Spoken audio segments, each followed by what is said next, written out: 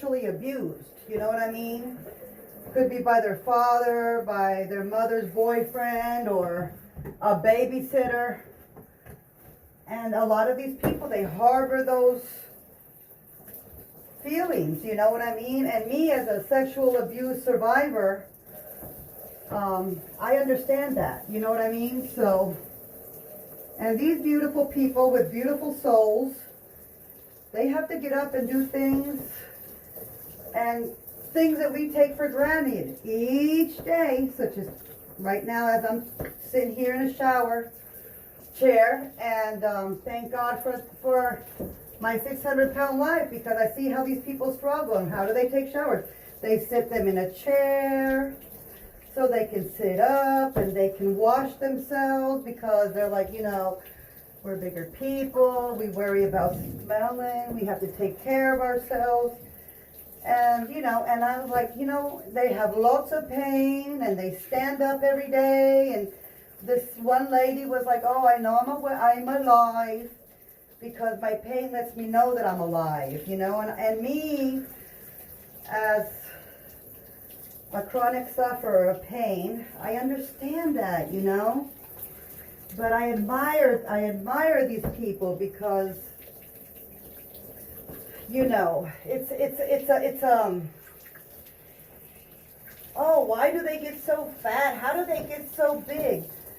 See, what happens is we have makeup in our childhood that makes us up for our life, you know, and that's why child abusers, people that abuse children, take that child's life instantly.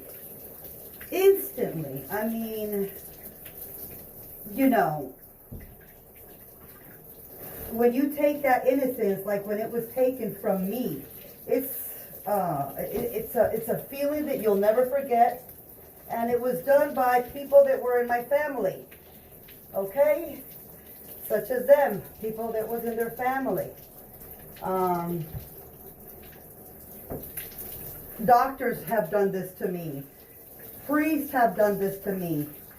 I have been, unfortunately, sexually abused so many different times as I was a little child, and even once by my stepfather when I was 32 years old. Oh, how does that happen? Trust me, it happens, okay?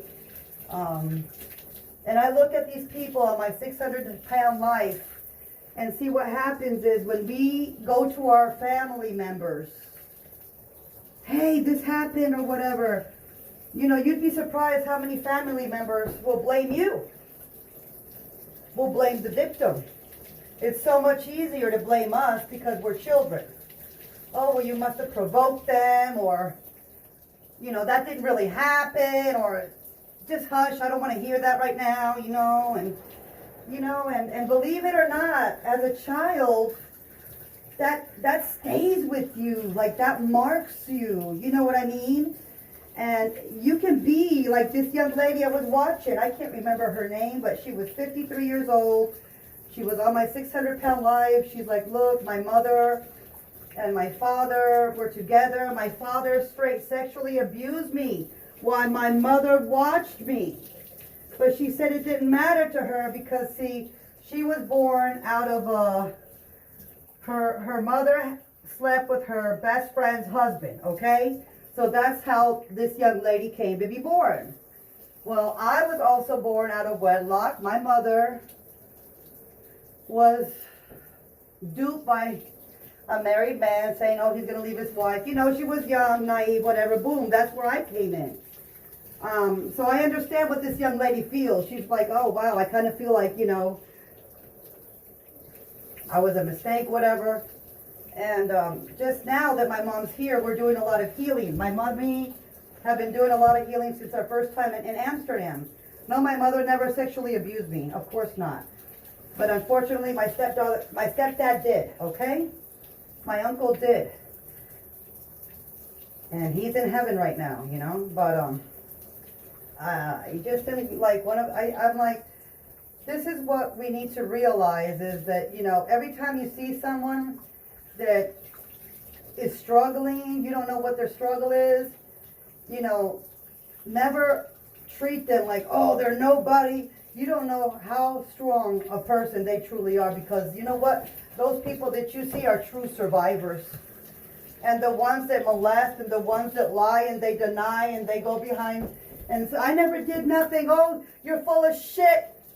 You know, and then they try to turn the family against you because they know that what they did to you was an abomination, that they should never ever have done that, but be that you're a child and they're sick perverts.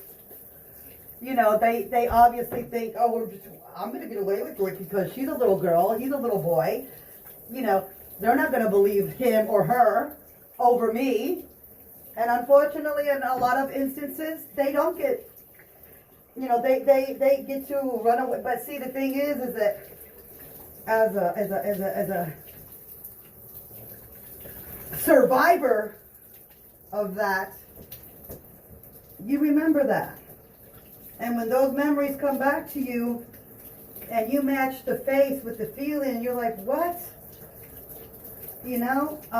So those people, it's a lot to handle. I mean, what happened to me, when did your depression start, Latina J? When I was in my 30s?